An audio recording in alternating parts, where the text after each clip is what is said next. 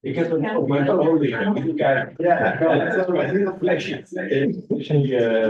Science fiction ook. En dan is het ook iets veel weer niet.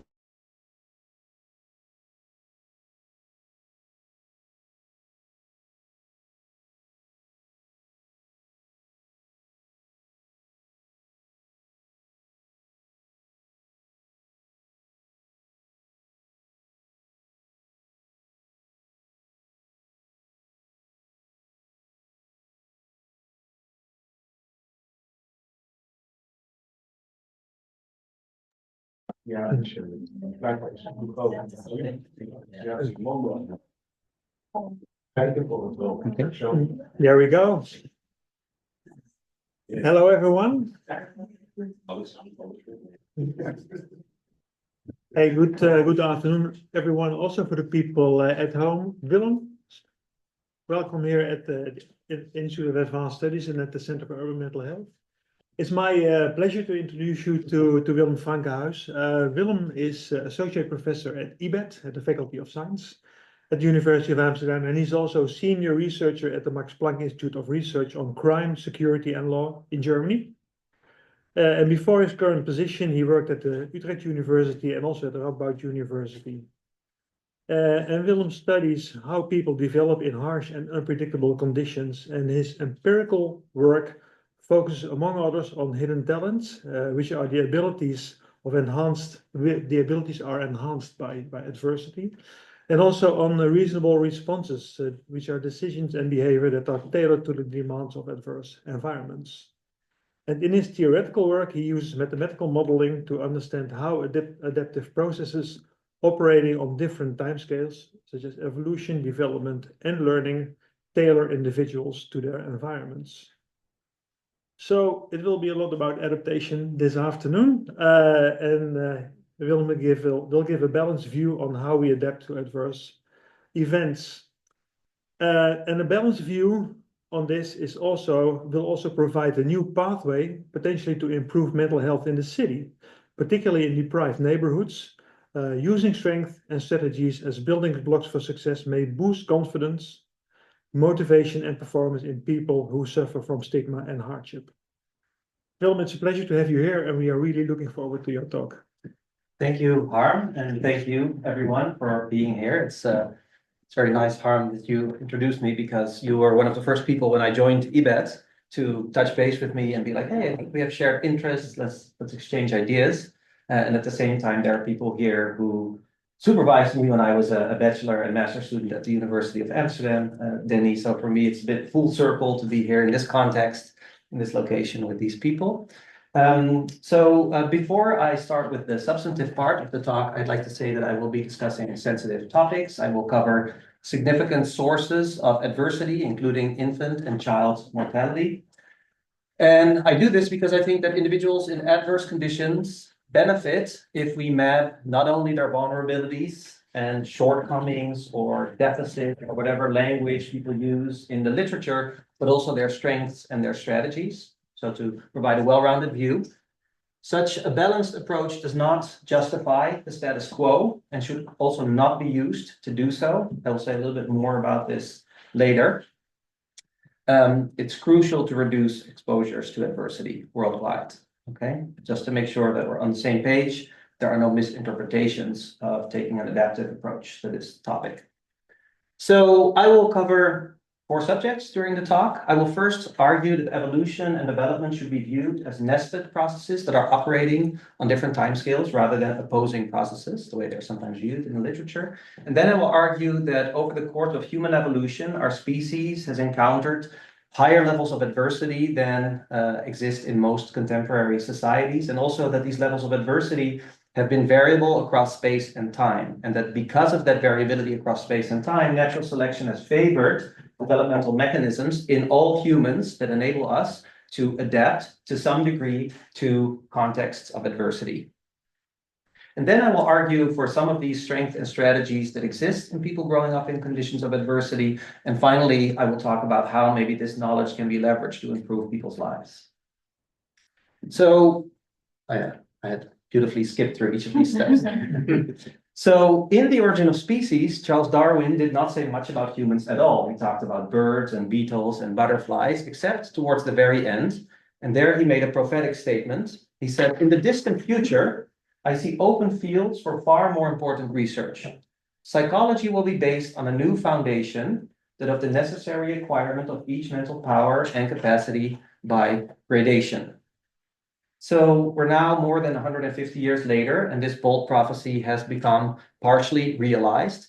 And there are, good reasons for why it's been partially and not fully realized, and there are also some bad reasons for why it's only partially realized. And those bad reasons include misconceptions about what it means for traits to be evolved. So in the social sciences, it's often thought that if a trait is evolved, that means the trait must be present at birth, it must be unchanging during development, it must be universal in the human species, and it cannot be learned.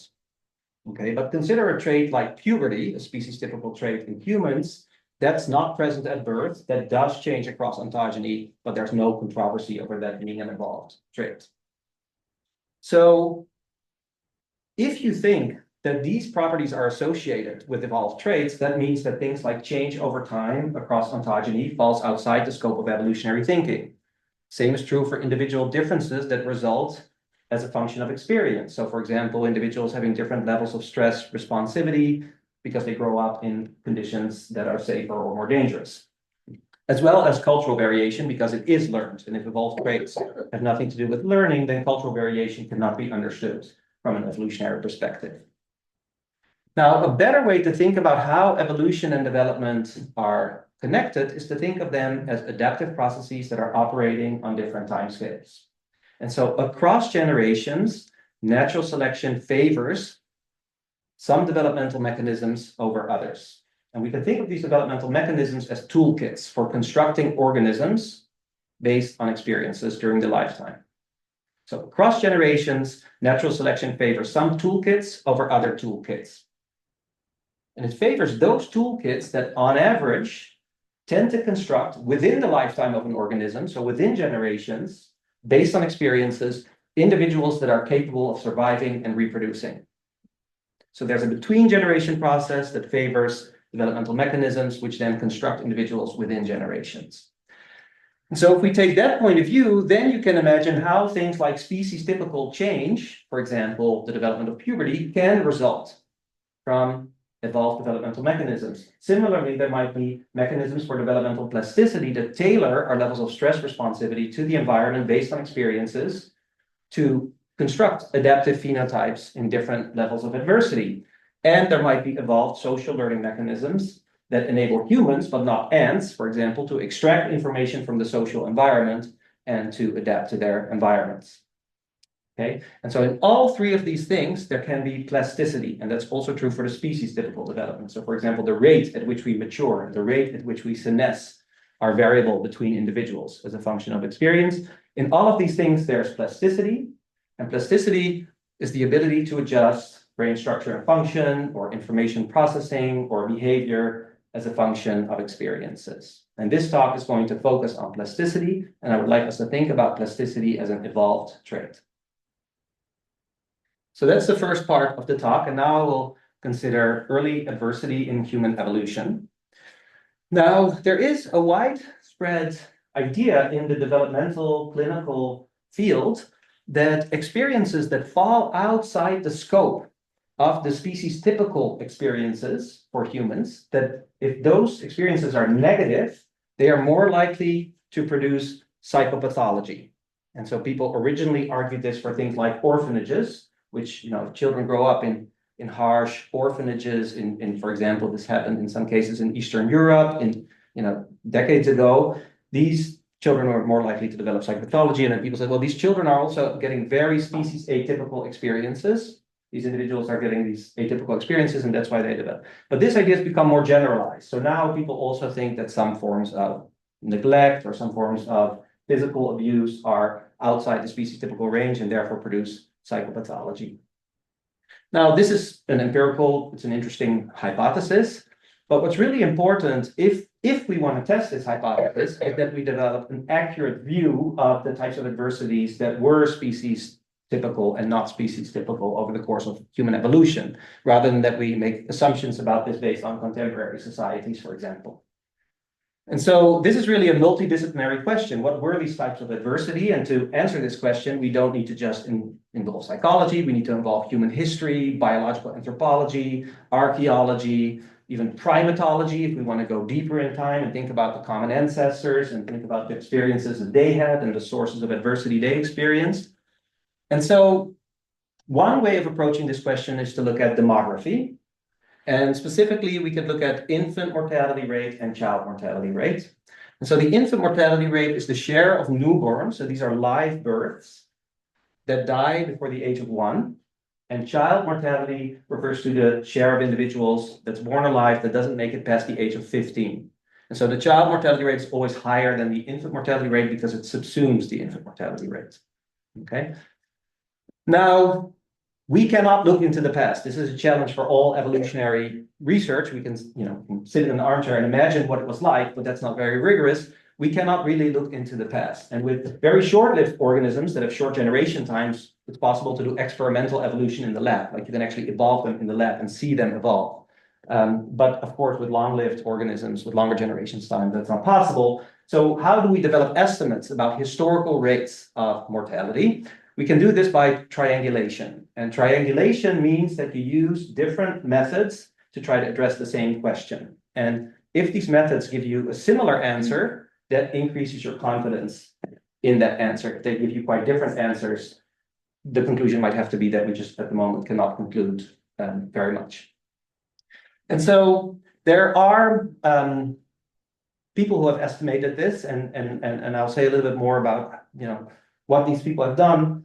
And the conclusion of this work is actually kind of devastating. I knew they were much higher ancestrally than they were in contemporary industrialized contemporary societies, these infant and child mortality rates, but the rates were much higher than I thought. Okay, and so our world in data is one place where this evidence is synthesized, and it concludes the following: before the modern revolution, and by that they mean the Industrial Revolution, child mortality was very high in all societies that we have knowledge of. A quarter of all infants died in the first year of life, so these are live births, and almost half died before reaching the end of puberty. So according to best estimates, and there's also the Berkeley Mortality Database, it arrives at similar estimates. If you were born alive during human evolution, it was almost like a coin flip whether or not you would make it past the age of 15. So these are the worlds that our ancestors navigated. Okay, and we can ask, what were the sources of these infant and child mortalities? And here there's actually, in many domains of science, there's of course fierce debate, but this is actually a place where there is consensus in the sense that infectious disease were the main cause of infant and child mortality in most places across human evolution. What the exact percentages are is hard to say, and it will vary over space and time, but it was on the order of 70 to 80%. It's caused by things like gastrointestinal and respiratory diseases. Then there was nutritional deprivation as a cause, and nutritional deprivation tended to result from food shortage, but not necessarily famine. When we think about nutritional deprivation causing infant and child mortality, we might think about famines, but famines, according to most biological anthropologists or historians, is a fairly recent phenomenon, because hunter-gatherers, and this is how our ancestors lived for most of human evolution, they have very generalized diets. They can eat many different things. They're also highly mobile, so they move around their environment, and so they can move to different places to get to the various foods. But when agriculture arrived, humans could be highly productive. They could produce lots of food, but also they put all their eggs into one basket. And so if a war broke out, or if the weather conditions were highly unfavorable, all the eggs broke, and there would be no food for maybe even 2 years or something like that, or 1 year. But hunter-gatherers are less likely to have experienced something like that, but they did experience food shortages. For example, 3 or 4 weeks where there was very little food. Okay, and you can see that back in the bioarchaeological remains of children that died in that time. Then humans were also sometimes killed by other humans. For the infants and children, particularly very young infants, if they died from violence, and this was not one of the main causes, but if they did die from violence, a fairly high percentage resulted from infanticide, rather than, for example, intergroup conflict, according to these estimates. And There are interviews, for example, with various hunter-gatherer societies, but also other groups that show that these decisions for infanticide are very, even though, these decisions might be more common in those environments, they're very, very difficult for people to make, very emotional for people to make, and they have to do, for example, with people being nutritionally not in a very good state, and then having twins, okay? And so they feel like they have to choose one or the other. Or a child might be born out of wedlock in a culture where that's extremely frowned upon. And so it's a really hard decision, but to sort of save the reputation of the family, this is the action that might need to be taken. So these were the sources of infant and child mortality. Now, why is this relevant for us now? Well, I think it's relevant in many ways, and I'll reference a paper in a moment where you can read, the various ways. But I want to just highlight two, a conceptual and a clinical issue. So conceptual issue is that one definition of adversity itself is that adversity is a negative environmental experience that is likely to require significant adaptation by an average child, and it represents a deviation from the expected environment. This is a very common definition in sort of clinical developmental psychology. If you're going to use this definition, you really need to think about the empirical record, okay? And I would actually argue that it's probably not a very good definition. And if you consider something like, with these infant and child mortality rates, think about the almost 50% death rates of children. That means that if you were born in a family of 10 siblings, it would be quite likely that some of your siblings would have died during your life. That's very distressing, okay? But statistically, that was not uncommon. That is not species atypical. That is, it's common enough that you could say that's part of the species typical childhood experience, sadly. But to then say, well, then we don't call it adversity because it's not a significant deviation, seems to me problematic. So I don't think we want to define concepts like adversity in terms of the expected environment. Now, in terms of clinical relevance, I think it's really interesting when you look at these types of analyses and you look at the cultural variation also in psychopathology. Okay, so for example, one study by Sarah Matthew, and Sarah and I went to graduate school together in the United States, and I always thought this was so fascinating. So she studied the Turkana in Kenya, and she studied the PTSD symptoms that men who engage in combat there have, and she compared it with US war veterans, okay?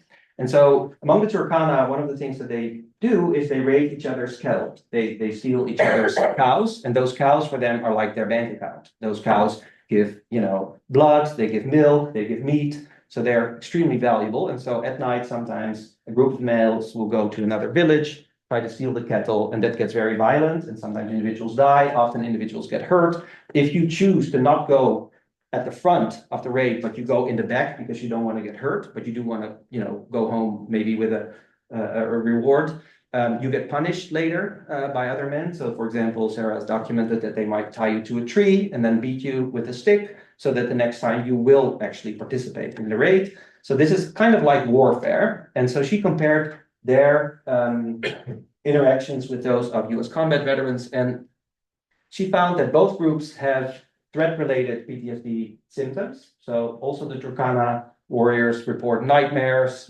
startle responses, things like that, but they have fewer depressive symptoms. And so we cannot do an experiment to know what the reason is for them having fewer depression symptoms, but Sarah thinks it might have to do with the cultural filtering of adversity, okay? So these individuals, so the US combat veterans, after the violence, they might be away from their families for months, and when they come back, having been involved in violence is something that's hard to talk about, right? You might be at a barbecue and somebody might be like, so when you were, over there, like, what was it like? But it's like, it's a very, whereas among the Turkana, usually 1 or 2 days after the encounters, they come back home, the group will be waiting for them. There will be rituals that embrace these males, they will wash the bodies of the males to cleanse them of their negative experiences. It's something that their fathers have done. It's something that their sons will do. It's integrated into the culture. And so Sarah has argued that maybe one of the differences for having these lower depressive symptoms is the cultural filtering of this experience of adversity. Okay, if that's the case, which we don't know for sure, But that would mean that sort of the adaptive potential for us to adapt to adversity might be greater than we might sometimes infer based on data from Western societies. Okay. All right. So Dorsa Amir and I summarized a lot of the empirical evidence on this topic, and we also discussed some of the implications. It's a very interdisciplinary paper because it's bringing together evidence from bioarchaeology, history, human evolution, non-human primates, and so on. And so if you're interested in how these estimates come to be and why they might matter for the study of human developmental clinical work, this paper might be of interest. Okay, so now we move on to adaptive strengths and strategies.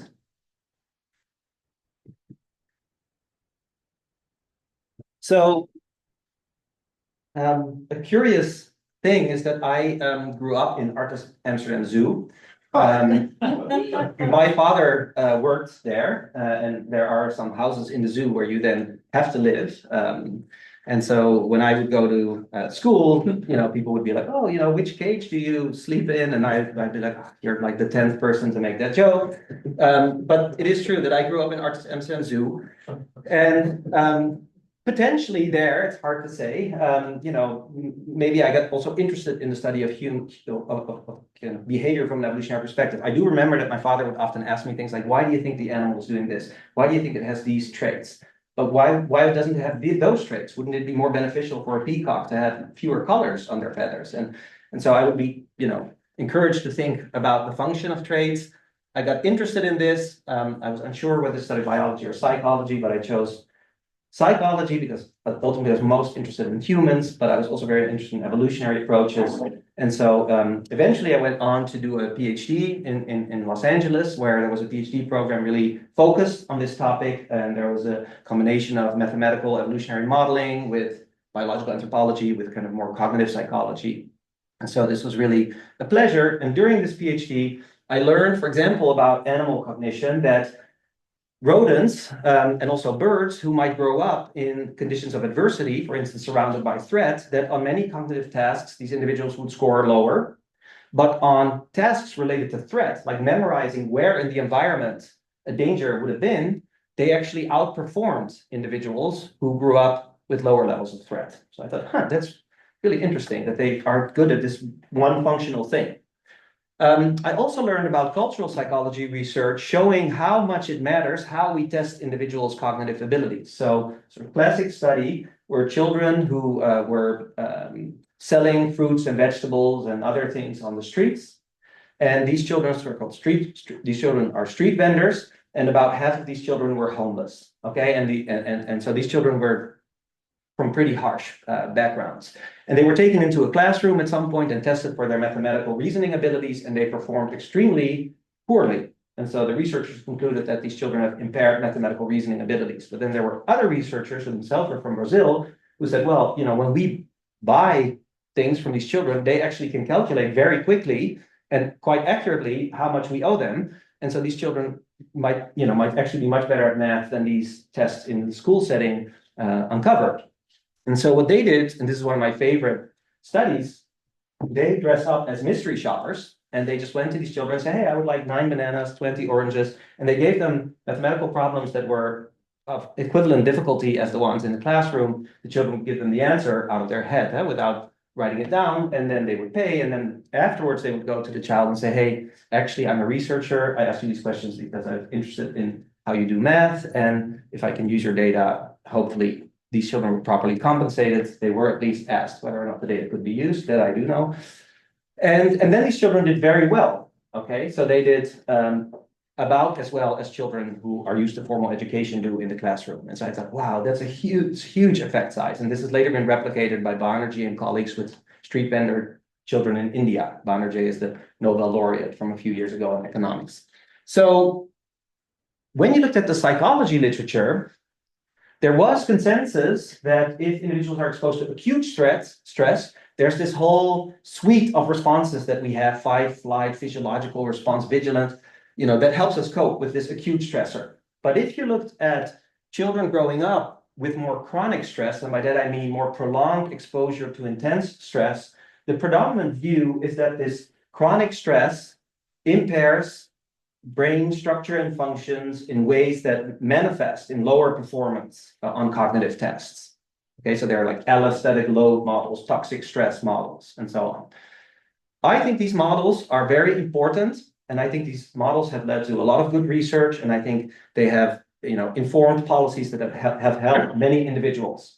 So my goal is not to try to, replace these models necessarily, but I do think these models are very incomplete. And so I do think we need much more than those models. And so what I've been trying to do in my work is to develop a more balanced approach to development in context of adversity, one that incorporates not just processes of impairment, but also processes of developmental adaptation. And so in this research program, we distinguish between adaptive strategies and hidden talents. And so adaptive strategies are decision-making or behavior that are tailored to the demands of adverse conditions. I'll give an example in a moment to make it concrete. And hidden talents are mental abilities that might be enhanced by adversity.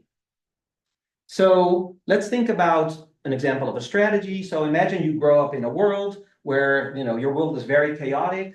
Other people are not necessarily very dependable. This could be because they are unwilling, or it could be because they are unable to be reliable social interaction partners. It could have to do with drug addictions. It could have to do with psychosocial mental health issues. It could have to do with just living on the edge in conditions of poverty. You just don't always have money to pay back, or you have a flat tire, you might not be able to have the money to get it fixed for your car, and therefore I couldn't pick you up from the airport. And life is more chaotic and less dependable. Circumstances are uncontrollable. So now, if you have a choice between getting some money now versus a larger reward later, right? But the larger reward is highly uncertain in your environment in the future. You never know whether it will materialize.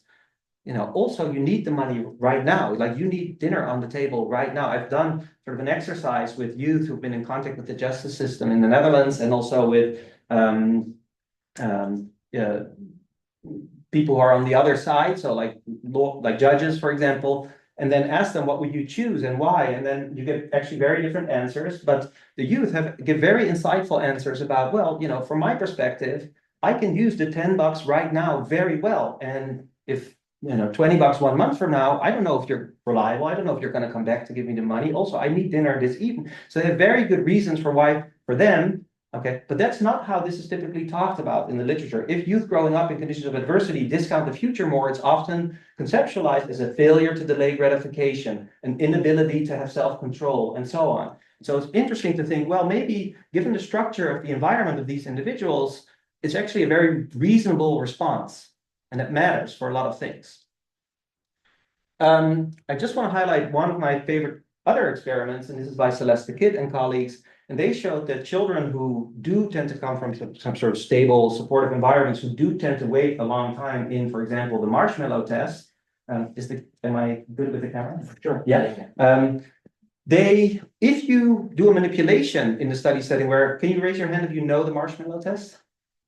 Yeah, so you can get 1 marshmallow now or 2 marshmallows later, but you have to wait, and it's really difficult, and children do this, they really struggle with this. And so what they did is they did a manipulation before the marshmallow test to see, to sort of get some children to believe that the experimenter was reliable, and other kids to believe that the experimenter was unreliable. And so now, instead of waiting on average for 12 minutes, which is what children from safe, stable environments tend to do without this manipulation, they waited about 3 minutes on average if the experimenter was unreliable, okay? And so children who do grow up in safe, stable environments also adjust to what their expected values are for the different options. This work has also subsequently been replicated. The effect size was substantially smaller, but it was also the same effect.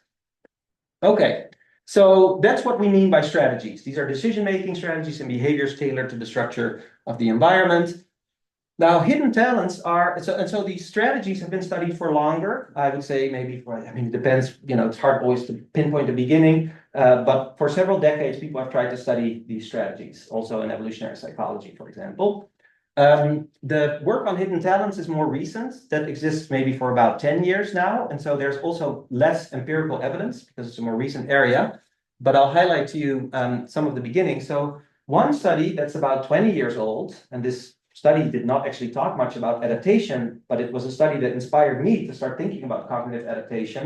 It's a study by Seth Pollack and colleagues, and they showed children who had been severely physically abused.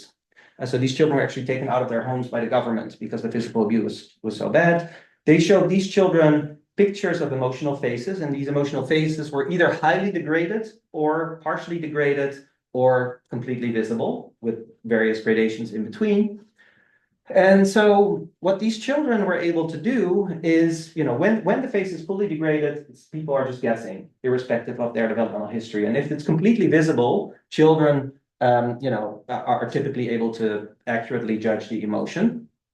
But when it's partially degraded, these children showed increased accuracy if the emotion was anger.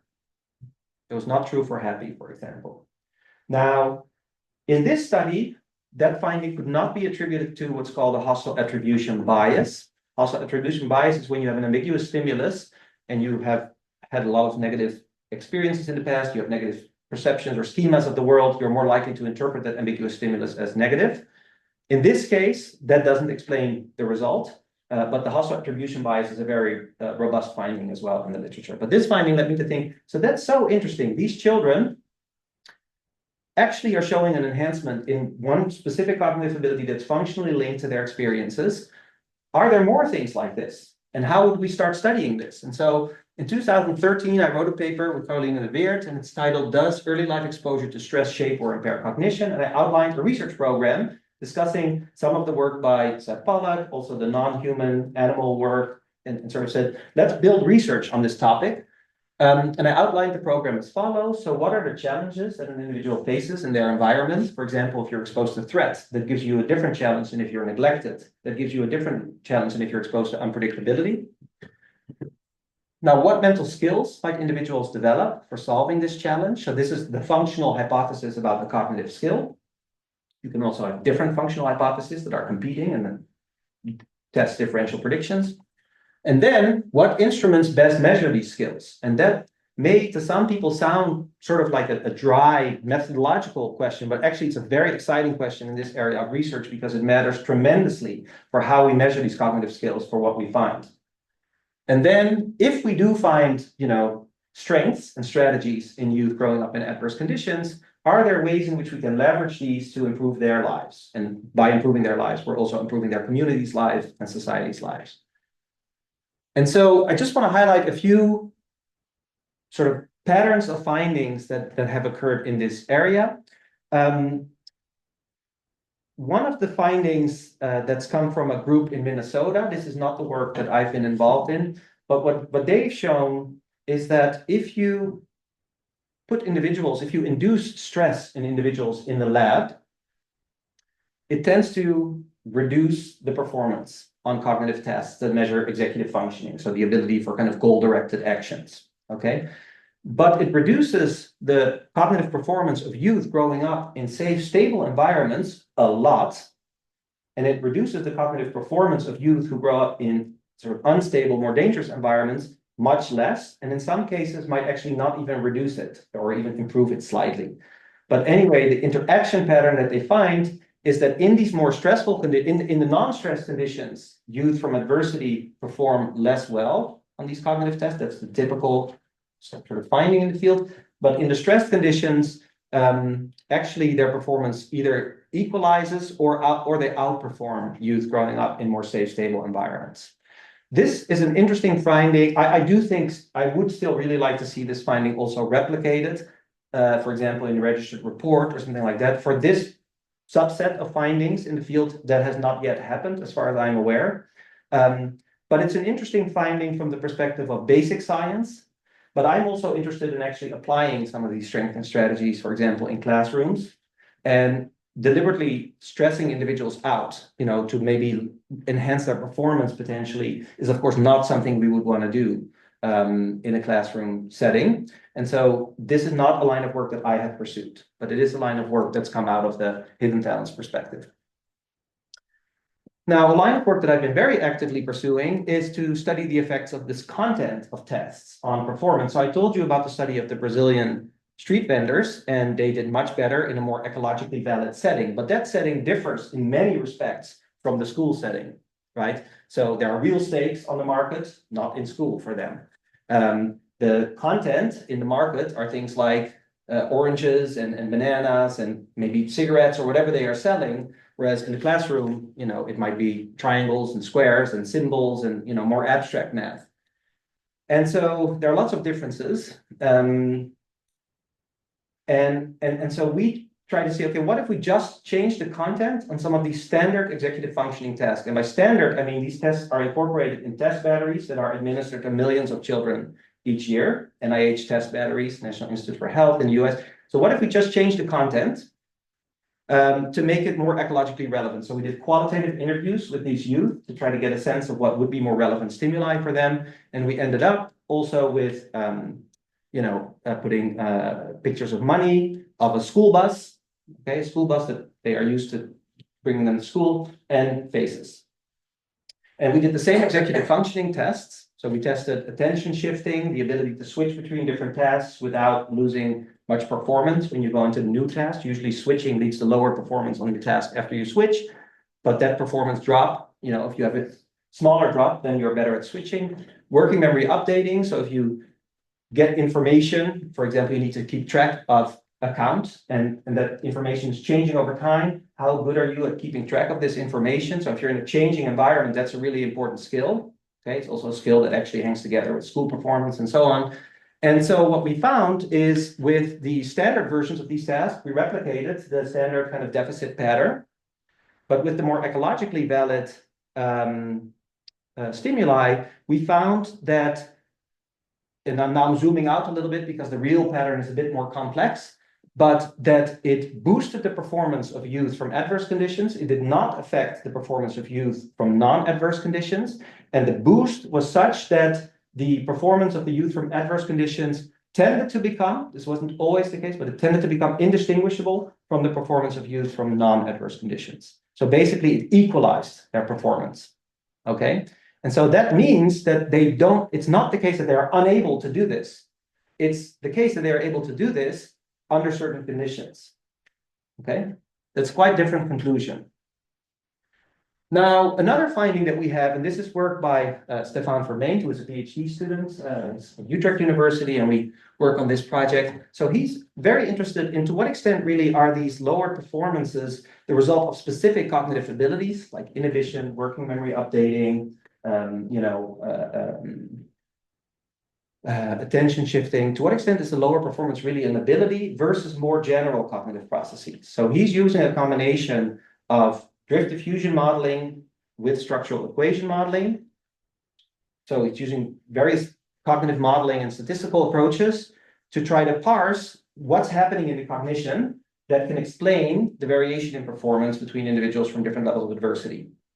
And the main conclusion from his work, and he has several papers on this, registered reports, very detailed pre-registrations, large data sets. I think it's very well done work. Is that actually nearly all of the variation in performance is explained by more general processes and not by specific abilities on these executive functioning tasks. And so these general processes could be one of two things. Either it's slower speed of processing. So it could be the case that youth growing up in adverse conditions process information more slowly. That's affecting their performance on a bunch of different tasks, okay? But after you take out the variance that's explained by their slower information processing on the specific tasks, their performance is indistinguishable from that of youth with low adversity, okay? Or it could be that they respond more cautiously, that as it were, before they give a response, they want more evidence, okay? Maybe they're more worried to make mistakes. That leads to slower responses, right? But also they are doing actually a very accurate job. So they're accurate, but more slow. But because the performance on these tests depends on speed as well as accuracy, their overall score is lowered. But it's attributable not to them doing it less well. It's just that they want to have more information before they make a response. So that seems to explain much of the variance rather than deficits in specific abilities. Now you might say, okay, that seems very interesting, but isn't this very abstract? And why does this really matter? It really matters because lots of interventions target specific abilities. So they take these youth and they say they have a deficit in inhibition. Let's train them to become better at inhibition. right? But if the issue is not inhibition, but it's slower speed of processing or response caution, then training just inhibition is unlikely to have a much more general effect on these cognitive processes. And then finally, there really are cases where we do find enhancement, okay? There are several cases where we expected enhancement and we did not find it. This is not something we always find. We publish every empirical study that we do. That's a confirmatory study. And in, I would say, the majority of the papers, we do not find an enhancement in performance. But there are cases where we do find it, and those cases sometimes are quite robust. And an example of robust enhanced performance is in sort of empathic accuracy. And this is work that also already has a longer tradition. There's work that comes out of Berkeley about 10 years ago by people like Michael Kraus and Dr. Keltner. That we've, I thought this was such an interesting result that I wanted to see if we could replicate it in pre-registrations and so on. And we did replicate it, and subsequently there were registered reports which also find it. So basically, people who grow up with lower socioeconomic situations, those individuals are more accurate on several tasks of empathic accuracy, where you need to infer the internal states of other individuals. Okay. Now, these are enhancements in performance. And by that, I mean that they score higher on this task than individuals from low adversity. One thing that's really challenging about this research program is, in some cases, there might be both impairment processing and adaptive processes simultaneously operating. So imagine that impairment processes, let's say like lower quality nutrition, lower quality sleep, things like that, pull performance down generally, okay? But now developmental adaptation, which makes certain abilities really important, lifts those abilities up, right? So now it could be the case that an individual who has had both of these processes operating, their performance is equal on the tasks that matter to them, and it's lower on tasks that matter less to them. But this pattern is the result of a combination of impairments and adaptation. And so what we need is kind of formal hypothesis testing to really try to estimate which processes are contributing to the performance. But these are cases where really the performance was higher. Okay, so why does this matter for improving lives? Can I just hear the time? How are we doing? It's 16:43, 17 minutes. Yeah, okay, it's not too bad. Okay, so I will be brief about improving lives. So I think this research program is important for helping individuals, particularly those growing up in adversity, for various reasons. And one of the reasons is that it can help with the development of positive identities, okay? If you are viewed by yourself, but also by your teachers, and also by, the social workers that you might interact with, as somebody who has become vulnerable or less capable of doing many things in school. And that's the perspective that you have of yourself, and it's only that perspective, it's not that perspective and something else.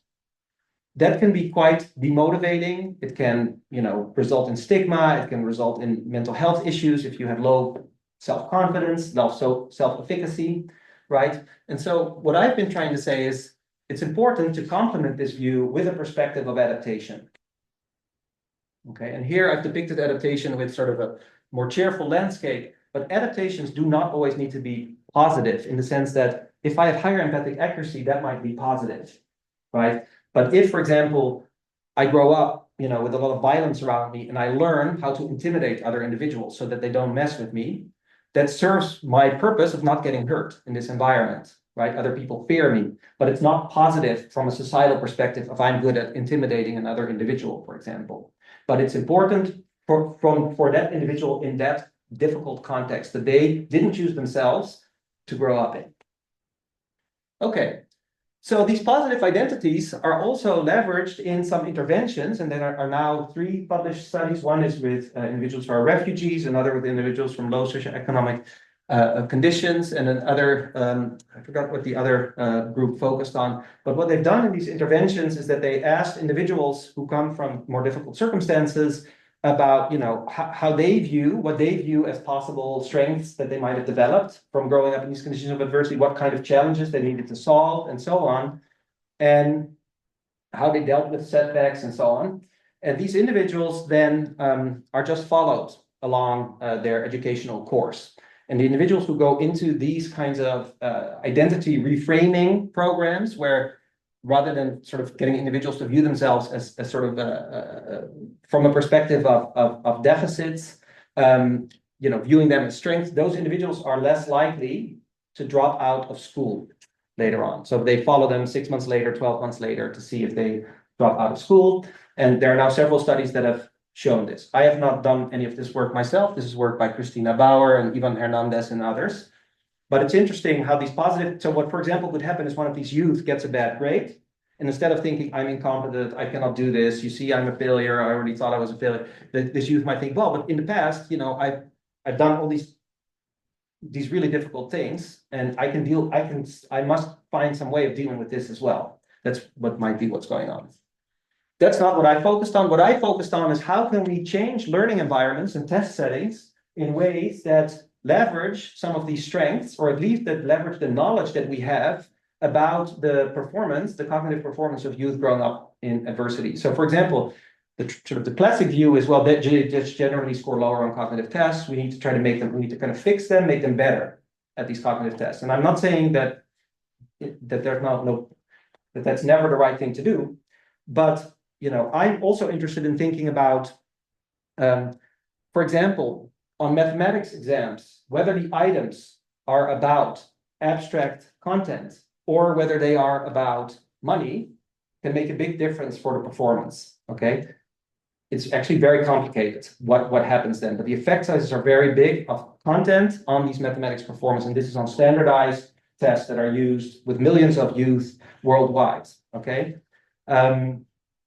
And so understanding what that's doing to these youth can help us make at least deliberate choices about how we design these tests in a way that reduces bias, in the sense that individuals from low adversity perform lower on this test just because they have experienced more adversity. So that's not to say that we should not include certain types of items on these tests, but that we do understand what it's likely to do if we do include them. Okay. So if you're interested in this approach, I will just give a few resources. So one, this is an animation where we explain some of the strengths that we've been finding, how potentially could be leveraged in classrooms. So this is an accessible thing that would be nice to show students, for example. This is a very recent research program. There's lots of things we don't know yet. It's tricky because a question I've asked myself many times is, how do I advance this novel research program with high integrity despite the current incentives in science, right? How do I do this the right way? And so I'm very deliberate every step, at least for my own line of work, how I do this. And so I thought one thing I can do is write a paper where I make very explicit what I think are the major theoretical and methodological challenges that we're currently facing. Instead of pretending like we know all these things and all these findings are already robust and so on, let me just highlight what I think are limitations of our field currently, with the idea that we can then, build further. And then finally, we've recently written a paper for early childhood development interventions where people try to improve, for example, brain development among children growing up in conditions of adversity, including poverty. And so I work together with developmental neuroscientists who are interested in these types of interventions, but who find these interventions to be one-sided, not focused enough also on the strength of these families and how to leverage the strength of youth in these conditions. And we wrote this paper with a group of people that are part of the CERA network. And this is a network that I started 2 years ago. It stands for Communicating and Expanding Research on Adversity. And this is a network that consists mainly of early career researchers from diverse socioeconomic backgrounds, including several individuals, most individuals who've had, various experiences of adversity in their childhood. And with this network, we think about how do we communicate about this more well-rounded perspective in a way that that does good rather than harm. So, for example, one of our fears would be, so now I'm just being explicit about one of the fears, would be that there would be at some point a politician who would say, oh, well, if people adapt at least partially to conditions of adversity or poverty, does that mean that we don't need to invest as much in reducing? So that's obviously not at all what we want to say. In fact, we think that's why I start also with this disclaimer at the very beginning. But we tried to think ahead. We tried to think, what are the ways in which this research program could be misinterpreted or even abused by individuals? And how do we communicate in such a way that we reduce the chances of this happening? And it's a wonderful group of people to work with. And so with that, I want to thank my funders, the James McDonald Foundation, the Robert Wood Jones Foundation, the Jacobs Foundation, and the Dutch Research Council. And I, of course, look forward to hearing your thoughts and questions.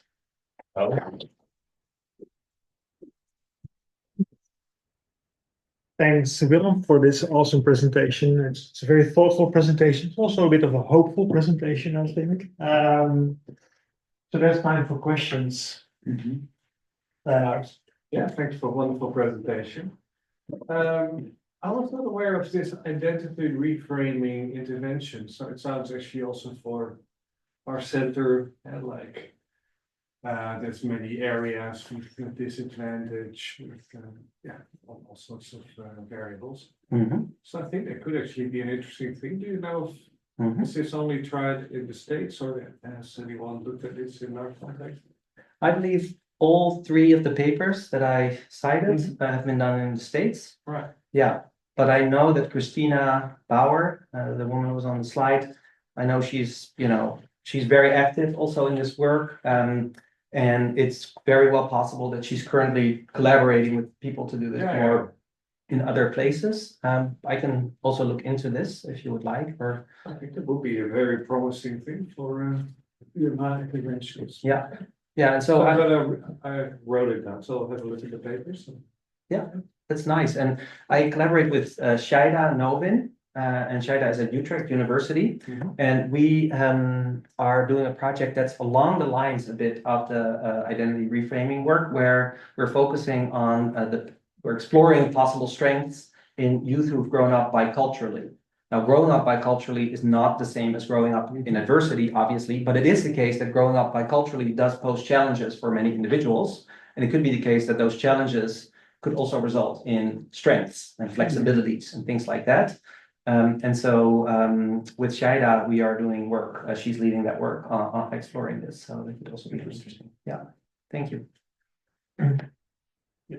In the meantime, let me also ask to people at home, if you have any question, could you maybe please, Maybe you can put them on the board now. Yeah. or put your questions in the chat. So if you put Oh, one to the right. Let me see. Oh.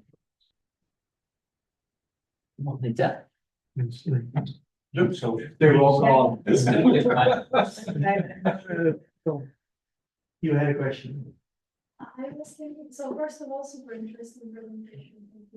So, I was thinking, a lot of what you were saying was about, so people who grew up in adversity, they can outperform other people, or at least reach that level through having some different, through developing some different kind of skills. And so that's sometimes a positive, but it can sometimes also, like you said, be a negative, because in different contexts you need different kind of skills. So for example, in a context you need to be scary, but in another context you don't need to. So are there studies that look about flexibility, like how can people flexibly use that skill in that context, but not in the other context, so that it's more positive? Or I think this would be quite interesting for interventions, because I also feel like we wouldn't want to teach them not to use the skill that is useful in one environment, but how do we, Yeah, thank you. That's a nice question. Yeah. So first of all, I'd like to start with one of the things you mentioned first. So I do think it is on average the case that people growing up in conditions of adversity tend to perform lower on many sort of standard cognitive tests. The reasons for that are quite complex, and I certainly don't think that they have to do with impairments in brain functioning, as is often concluded in those papers. I think there are many other reasons for lower performance, like being less familiar with test settings and so on. But the lower performance is a robust finding. But it's also true that the lower performance does not occur always, that we can create test settings with tasks that have equal complexity, where their performance is boosted, and sometimes to the point where their performance equalizes with that of individuals from low adversity. Sometimes it's lower than individuals from low adversity, but the difference is very much less than it was in the standard version of the test. And in some cases, it actually exceeds it, but that's the rarer finding. So it's not the typical finding that they outperform individuals. There are some cases where that's true. And so you're asking about, the flexibility of shifting between the different contexts, right? So individuals who might have developed in conditions of adversity certain strategies and skills that are functional for them in that context, but now they come into a different context where those skills could be maladaptive in the sense that they hurt their well-being, they hurt their social relationships, they hurt their performance. For example, they might not trust other individuals in their organizations because in their home environment or neighborhoods, it was hard to trust people, but now in the organization, it would be completely fine to trust many people, but they don't, and so that's an obstacle. And so I think this is something that clinicians deal with all the time, with this sort of mismatch of, I think many clinicians who interact with people from adverse conditions acknowledge that some of the things that we see in these individuals are adaptations to their childhood environments, but are now maladaptive, quote unquote, in the individual's new situation. And there can be costs, I think, to, so there are these, for example, there are these interventions in schools where they teach children, if somebody offends you, don't strike, count to 10 or something like that. And that's in the school, that's the right behavior. And maybe in the neighborhood, that's also the right behavior, but maybe there's also a reason why in the neighborhood, people immediately strike if somebody offends them, because that shows others that you should not offend this, right? So people talk about interventions that sort of declaw the cat in some sense. So somebody has developed these claws because of the world that they live in. But now in this other environment, we don't want them to have their claws out, but it's hard for them to switch. So how do you get individuals who come from this environment to adjust to this new environment, right? So that's a super important applied question for this area. It's a very big question. It will also depend on the type of adversity that individuals have experienced, the intensity, the developmental timing, whether during their life they experienced variation along a certain dimension. So for example, if in my world, most people cannot be trusted, I might just develop a prior that, I shouldn't trust other people. So now the social worker comes up to me and says, I just don't trust the social worker, right? But if I've experienced some people who were trustworthy and others who were not trustworthy, it's possible that generally I have low trust, but my distribution of belief around that mean estimate is quite wide in the sense that I can shift more easily, right? And so maybe I am more flexible in adjusting if I've had more variability in exposures rather than only getting negative experiences. One of the things that I often hear from youth growing up in conditions of adversity who are in contact with social workers and other people is that there is constant shifting of the people that are trying to help them. And they say, I really don't trust people right away. It takes a long time for me to trust, but it's, after 4 or 6 weeks, a new social worker is gonna try to help me. All these social workers have the best of intentions, but the structure of that system could not actually help them readjust to this new world where people can be trusted. This is just one thought. Your question is much broader, and if you want, we can discuss it at more length at some point, but this is sort of my first thought. So I as a slight follow-up. Yeah. Many skills you can choose to use or not, but many abilities you can switch off. And so, for instance, I recognize a lot of what you talk about from my own case studies in my own lived experience. But I know somebody, for instance, who for really good reasons has a very good ability to see whether somebody is telling the whole truth. Mm-hmm. And that's not something that person can switch off. Mm-hmm. And this is not a good thing to have. We operate in the usual interactions, and it's not useful to that person that she's really able to see these things very clearly. So I wonder whether there is a useful distinction to make between skills that you can choose to deploy or not, and abilities that are, you know, not, you can't switch this off, and you have to carry it, and you have to deal with it. And it's an ability, it's an improvement relative to other people, but it's not a useful ability, so you need to deal with it. And yeah, so I was wondering whether you can make finer distinctions Yeah. between types of abilities and skills. Yeah. And then you can also talk about capacities in addition to abilities and skills. And so applying a more fine-grained taxonomy in this area is something that that has yet to happen. Yeah, but for example, your idea that abilities cannot be turned off in some sense, that could be true, but I don't know, that's not something I've heard before. So I could also imagine that there might be other psychologists, for example, who say, oh, you know, this ability is context dependent. You know, in this context, the individual has the ability, but in this other context, not. Or so I don't know. I mean, it could be true, but Well, yeah, yeah. I'm not an expert in the area, but it seems to me Yeah. that some things are hard to switch off. Yeah, it sounds a bit like, and I think in an earlier talk, you also talked about attentional bias for threat, that if you've grown up in severe circumstances, actually a useful threat bias. But of course, it can hinder you later in life because it's related to developing anxiety, etc. Yeah. But there we do know that there are some ways to at least deal with it, change it.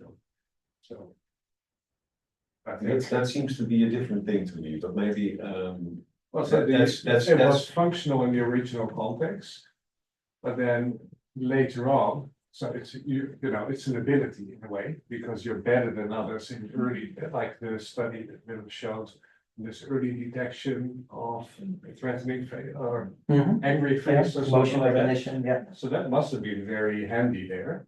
But of course, if you walk down the golfing club, it might not be great because there's threat everywhere. So then this ability becomes dysfunctional. But I think, so I think the evidence is that you can do something about it. I don't know. I think that, yeah, and so it's very, for applications, this is it's very important question because people often operate in many contexts and both across time, but even at the same point in time, they operate within a home and neighborhood and school and sports club and yeah. I think there was a question online as well. No? Thus far, Oh, no. okay. No, No. Oh, there's still a question here. Oh, Few sure, questions. fine. No, go ahead. Oh, no, I was just wondering if you, did you, first of all, thank you for just a quick presentation. You have a really nice way of making this interesting. Did you think about what it would mean if the affluent people, so if people grow up in an Eton environment, they're in a safe environment, like they all get the MPs from there, who also show that Boris Johnson, he was sort of trained to feel what's in a safe environment, to test civic abilities, and they all in these elite environments, they become prime minister, also because of their network, of course, but also because of the skills they learn. So I was just wondering, did you ever think of studying these contexts as well, instead of only the affluent, the non? Yeah.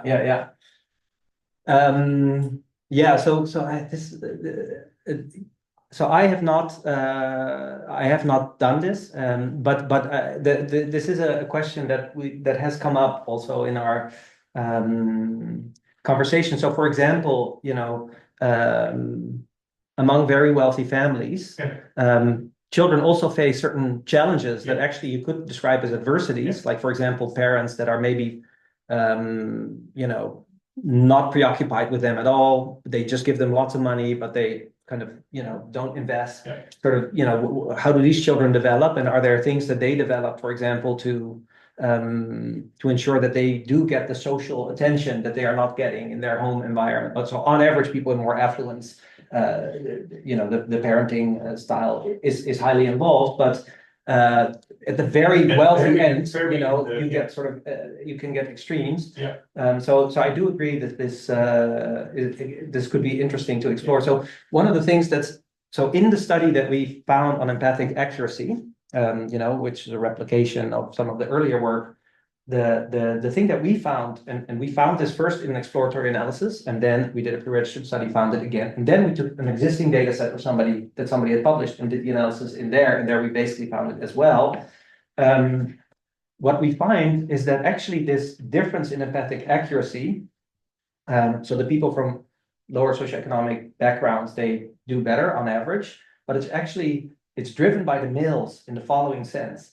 The males from low socioeconomic backgrounds, they do well on the empathic accuracy, but the males from high socioeconomic backgrounds, they don't do very well on the empathic accuracy. And so some people have argued maybe it has to do something with power. Yeah. So if you come from a privileged background, and you have there is the unfortunate sex difference in power also in and so then it could be the case that if I can sort of achieve my goals without being highly dependent on other individuals, maybe I just invest less of my cognition into trying to figure out what's going on inside other people's minds and hearts, right? Whereas if I'm more dependent on other people because I have less power in society, because I have fewer resources or for other reasons. Yeah. So anyway, that was. That's an interesting line of thought. Yeah.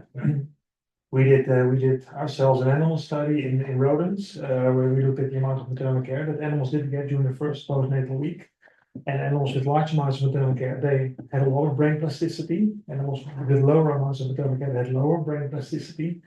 And the animals that came from the middle group, in the intermediates, they had an average amount of plasticity. And it changed when you added, let's say, stress or stress hormones to the animal. Animals with a history of low amounts of maternal care, they had large amount of plasticity. It went up, and then the animals that received large amounts of maternal care, it went down. So it completely changed. In the beginning, we thought we had made a mistake, so we wanted to check it, and we found it again. So in such a very simple, robust model of let's say, looking at the amount of maternal care, plasticity is very sensitive to the amount of maternal care, and it can be changed in response to stress and stress hormones.